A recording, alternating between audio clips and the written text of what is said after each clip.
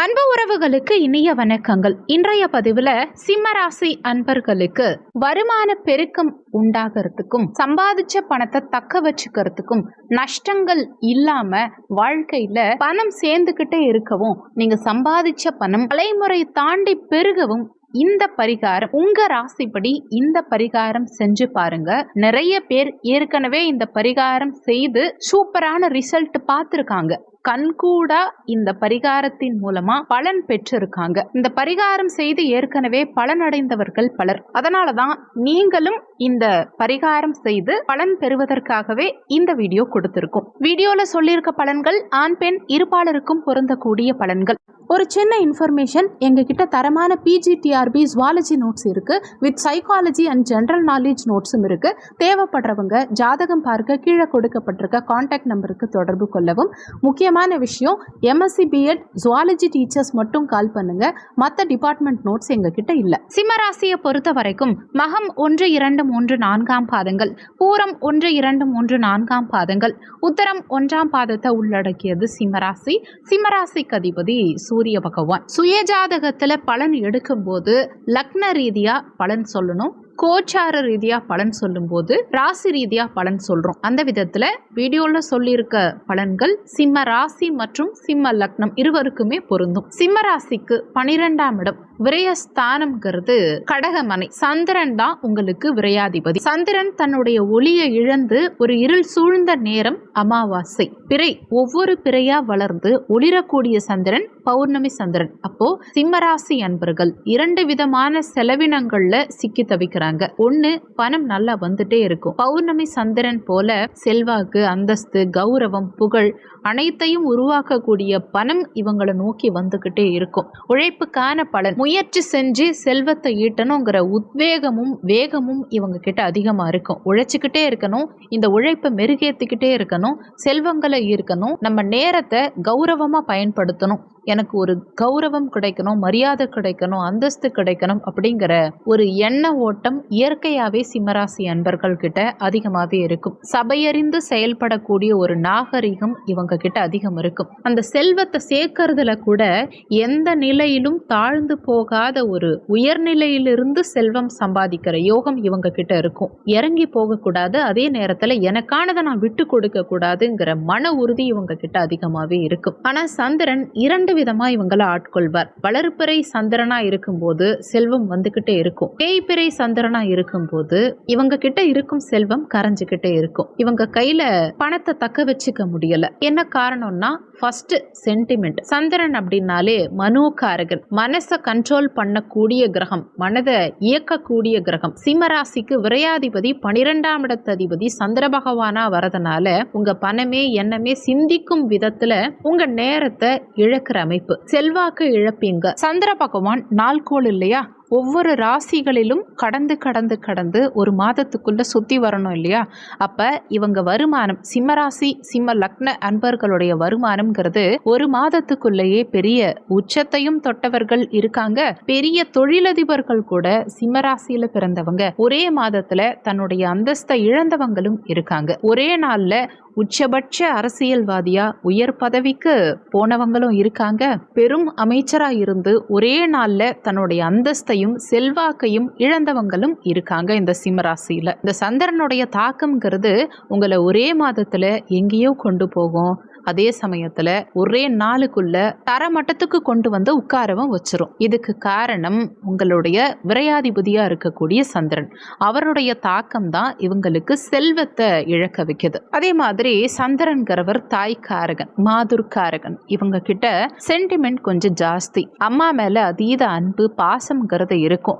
அன்புக்கு ஏங்கக்கூடியவங்களா இருப்பாங்க. இந்த சந்திரன் பலவீனமாகும் போது அம்மா மேல ரொம்ப பாசமா இருப்பாங்க. அம்மா வயதுல இருக்கக்கூடிய முதியவர்கள் கிட்டையும் பாசமா இருக்காங்க. அப்ப எங்க போனாலும் எங்க சுத்தினாலும் இவங்க ஒரு வெளிநாடே போனா கூட மனசு ஏத்துக்க முடியல. குடும்பத்தை விட்டு பிரிஞ்சிருக்கணுமே அப்படிங்கிற அந்த தனிமை உணர்ச்சி இவங்களை என்ன பண்ணுதுன்னா மீண்டும் வீடு தேடி இவங்களை வர வைக்கும். அந்த மாதிரி நேரத்துல கஷ்டப்பட்டு பயணப்பட்டு கடல் கடந்து போய் கூட, ஏன்னா சிம்மராசிக்கு 12ஆம் இடத்ததிபதி சந்திரன் நீர் ராசி. அப்ப கடல் கடந்து வெளியூர், வெளிநாடு, வெளி மாநிலம் சார்ந்த பயணங்கள் செஞ்சும் கூட அவங்க அவங்களால குடும்ப பந்தத்தை விட்டு பிரிஞ்சிருக்காம அதுலயும் ஒரு நஷ்டப்பட்டு திரும்பவும் வீடு திரும்புறாங்க, அதுலயும் பிரச்சனை வருது. அடுத்து இவங்க கிட்ட அடிமை வேலை செய்யறதுங்கிறது பெருசா இவங்களுக்கு பிடிக்காது. மேக்சிமம் சிம்மராசி அன்பர்கள் ஒரு தொழிலை கத்துக்கிட்டாங்கன்னா அந்த தொழிலை சிறப்பா செய்வாங்க. அது பெட்டி கடையா இருந்தாலும் சரி, நான் தான் சொந்தமா நடத்துறேன் அப்படிங்கிற ஒரு வைராக்கிய உறுதி குணம் இவங்க கிட்ட அதிகமாகவே இருக்கும். அப்போ அந்த தொழில் பண்ணணுங்கிற நேரத்தில் எங்கேயாவது சுயஜாதகத்தில் தசாபுத்தி நெகட்டிவாக இருக்கும்போது அந்த விரையாதிபதினு சொல்லக்கூடிய சந்திர பகவானுக்கு ராகு கேது முழுமையான பகை கிரகம்.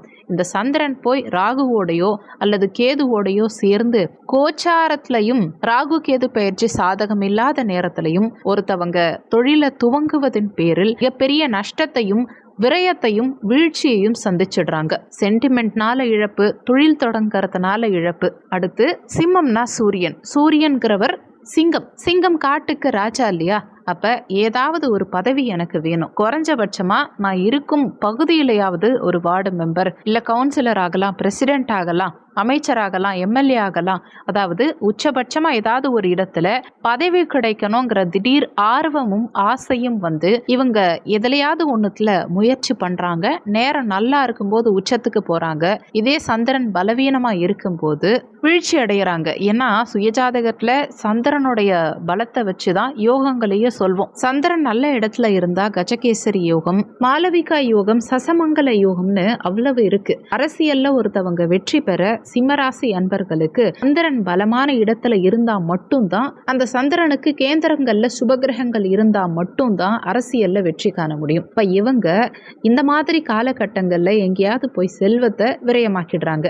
ஒரு பதவிக்காக போய் ஏதாவது போஸ்டிங்காக நின்று சொத்தை வித்து மனைவியுடைய நகை ஆபரணம் எல்லாத்தையும் வச்சு அடிமட்டத்தில் இருக்கக்கூடிய தன்னுடைய அஸ்திவாரம்னு சொல்லுவாங்க இல்லையா, வாழ்வாதாரம், அந்த வாழ்வாதாரத்தை கூட பதவிக்காக அடமானம் வச்சு வெற்றி பெறணும்னு நினைச்சு தசாபுத்தி சரியில்லாத நேரத்தில் இந்த மாதிரி விஷயங்கள் பண்ணி தோல்வியை சந்திச்சவங்களும் நிறைய சிம்மராசிக்காரங்க இருக்காங்க. பொதுவாகவே நாள் கோள் இரண்டுமே நம்ம கையில் இல்லை, பரம்பொருளால் நிர்ணயிக்கப்பட்ட ஒன்று.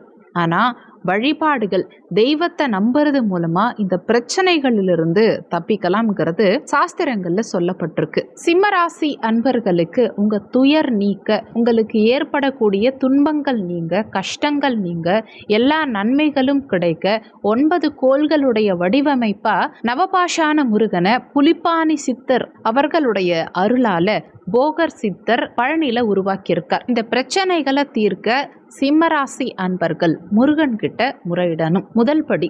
அடுத்து விரையாதிபதி சந்திரனுக்குரிய அதிதேவதை, சந்திரனாலே அம்பிகை. இவங்களுடைய விரயமான நேரம் வெளியில செலவாகிறத இவங்க அம்மாக்குரிய பணிவிடைகளை செஞ்சாலே சிறப்பு. வீட்டுல உங்க அம்மா சமையல் பண்ணிட்டு இருக்காங்களா, கூட இருந்து நீங்க ஆணா இருந்தாலும் சரி பெண்ணா இருந்தாலும் சரி அம்மாக்கு உதவி செய்யறது. அவங்களுக்கு உடல்நிலை சரியில்லைன்னா அவங்களோட நேரம் செலவிடுறது, அவங்களோட கொஞ்ச நேரம் உட்கார்ந்து பேசுறது, அவங்க வயதுல இருக்கக்கூடிய ஆட்களுக்கு உதவி செய்யறது, இந்த மாதிரி விஷயங்கள்லாம் செய்ய செய்ய சந்திரனுடைய ஆசீர்வாதமும் அனுகூலங்களும் கிடைத்து விரயங்கள்ங்கிறது டோட்டலா குறைய ஆரம்பிக்கும். நீங்க அம்மாவோட நேர விரயம் பண்ணும்போது அது பொருள் விரயத்தை மாற்றி புண்ணியமா உங்களுக்கு கன்வெர்ட் ஆக்கும். சிம்மராசியில பிறந்தவங்க தண்ணீரை விரயப்படுத்துறத தவிர்க்கணும். நீரை அதிகமா செலவு பண்ணக்கூடாது, தேவைக்கு மட்டும் பயன்படுத்தணும். அடிக்கடி சிம்மராசி அன்பர்கள் பிறந்த வீட்டுல தண்ணி அதிகமா செலவாகும். பைப்புலையோ பம்புலையோ எங்கேயாவது அதிகமா வீணா போகும்.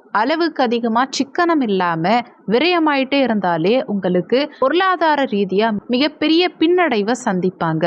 ஏன்னா சந்திரன் ஏற்கனவே 12க்குரியவர். சந்திர பகவான் நீர்க்காரகன். தண்ணீர்ங்கிறது பஞ்சபூதத்துல ஒண்ணு. பஞ்சபூதத்துக்கே பகைவனா இருந்தா எப்படி செல்வத்தை சேர்க்க முடியும்? அந்த இடத்துல உங்களுக்கு ஒரு பிரச்சனை வருது. அப்ப நீர் சார்ந்த வழிபாடு, அம்பாள் வழிபாடு பண்றது மிகப்பெரிய தாக்கத்திலிருந்து உங்களுக்கு ஒரு விடுதலையை கொடுக்கும். முதல்ல வீட்டுல இருக்கக்கூடிய உங்க தாயை, அம்மாவை பாதம் பணிந்து வணங்கிக்கோங்க. அடுத்து ஒரு சிலருக்கு எனக்கு சின்ன வயசுலயே அம்மா தவறிட்டாங்க, அம்மா இல்லைங்கிறவங்க அவங்களுடைய நினைவுகளா தினசரி அவங்கள மதிச்சு நடந்துக்கோங்க.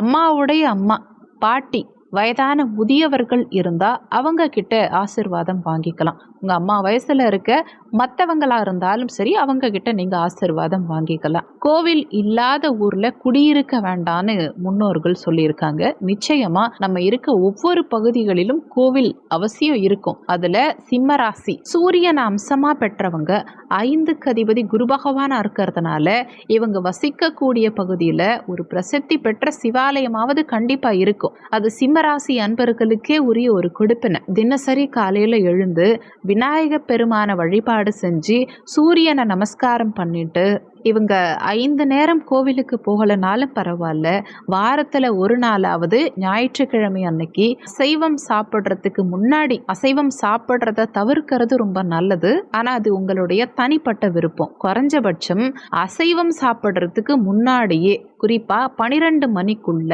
சிவ தரிசனமும் அம்பிகை தரிசனமும் செஞ்சிருங்க. வீட்டுல வந்து அந்த குலதெய்வத்தையும் அம்பிகையையும் மனசார நினைச்சு தீபம் ஏத்திட்டு அதுக்கப்புறம் உங்க பணிகளை தொடங்கலாம். இது சிம்மராசி அன்பர்களுக்கு விரய செலவுகளிலிருந்து தப்பிக்க சூப்பரான வழி. அடுத்து தானம் தர்மம்ங்கிறது எல்லாருமே பண்ணணும். என்னன்னா தலைக்கு வந்தது தலைப்பாகையோட போயிடுச்சுன்னு சொல்லுவாங்க இல்லையா. பெரிய இடர் வந்தது, இவங்க செஞ்ச புண்ணியத்தினால அது சின்னதா போயிடுச்சு. பெரிய நஷ்டம் வர மாதிரி இருந்தது, ஆனா ஏதோ ஒரு நல்ல நேரம் ஒரு சின்ன விரய செலவோட போயிடுச்சு அப்படின்னு சொல்வாங்க இல்லையா. அந்த மாதிரி சின்ன விரய செலவுகளை நம்ம தேடிக்கணும். சிம்மராசிக்கு 12ஆம் இடத்து அதிபதி சந்திர பகவானா இருக்கிறதுனால சந்திரனுடைய பொருள் காரகத்துவத்துல முதல்ல சொல்றது உணவு, நீர் சம்பந்தப்பட்ட விஷயங்கள். நீரை விரயமும் பண்ணக்கூடாது, அதே நேரத்துல விரயம் பண்ணாம இருக்கிறதுக்கு அந்த நீர் சார்ந்த தவிச்சவங்களுக்கு தாகத்துக்கு தண்ணீர் கொடுக்கறது மூலமா புண்ணியத்தை தேடிக்கலாம். பாத யாத்திரை போறவங்க, தெய்வ தரிசனம் பண்ண போறவங்க, அந்த பக்தர்களுக்கு, வயதான முதியவர்களுக்கெல்லாம் சிம்மராசி அன்பர்கள் ஒவ்வொருவரும் வீட்டு வாசல்ல தாகத்திற்கு ஒரு தண்ணீர் குழாயாவது போட்டு வச்சிருக்கணும். இல்ல தண்ணீர் குடமாவது தண்ணீர் பானையாவது போக்குவரத்துல இருக்கவங்களுக்கு தானமா கொடுக்கறதுங்கிறது உங்களுக்கு சிறப்பு. இந்த தண்ணீரை வேஸ்டா தான் நீங்க விடக்கூடாது, விரயப்படுத்தக்கூடாது.